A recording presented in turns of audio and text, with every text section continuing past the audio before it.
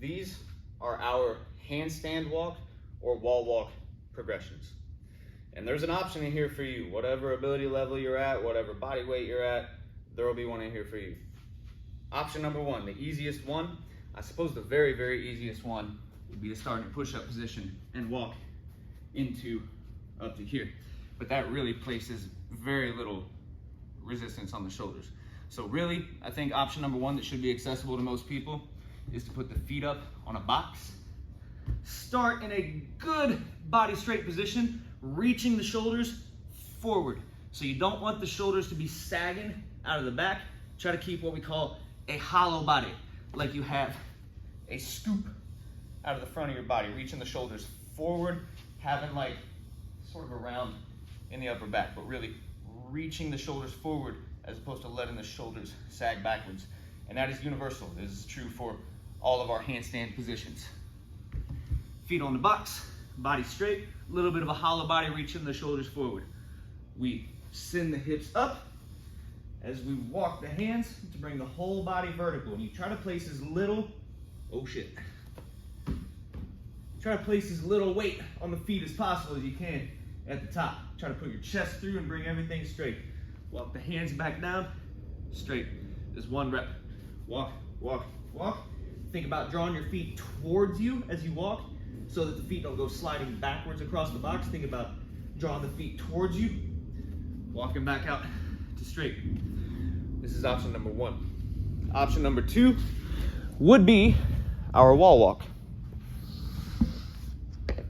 Bear with me as I set up this camera right here. Our wall walk is going to be very similar, but instead of going into a pike position, which is what we call that hinge at the hip where we kind of bend in half, we just keep the body straight the whole time. You start, same position, everything out straight, feet on the wall, good hollow body, shoulders reach forward. We walk with the feet, we don't wiggle side to side, and we try to keep the legs straight.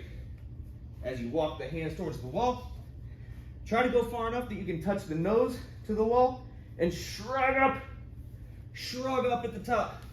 Coming back down with control. Reaching the shoulders, walking the feet, nose touches the wall if you can, shrug up. Back out straight, all the way to that push-up position. Working towards a handstand walk, you can start to do wall walkaways. Now, if you're going to not have your feet on something, always know how you're going to fall. If you're going to bail out of it, you can tuck and forward roll. You may be able to come to the side, but most of all, have a plan for how to fall with this stuff. So, if you do get up to here and you start to, feet go forward, you tuck and roll. It's probably the best option. And practice that. Don't just have it in your mind and say like, I'll get to it when I get to it. Practice that. Probably on a padded surface if you got a mat room somewhere, something a little bit softer. But wall walkaways, that's our option number three.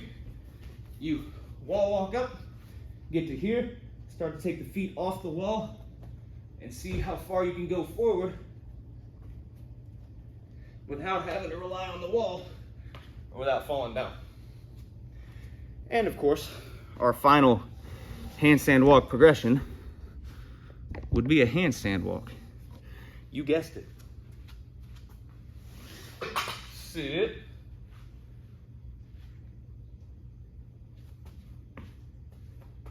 Try to keep the whole body straight when you're doing these. Try not to get to where the feet are going over the body like this. Try to keep it all straight with the same body positions that you have during the wall walk. Shrug the shoulders up. Don't overarch the back. That is one thing.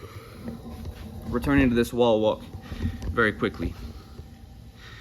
When getting to the wall, make sure the whole body stays straight and make sure that your hips don't reach the wall before anything else. So it is common to let this sag down and the hips will reach the wall before the nose or the chest does. As opposed to that, keep the hips off the wall. Only thing to touch the wall should be the feet and the nose. That's our handstand walk progressions.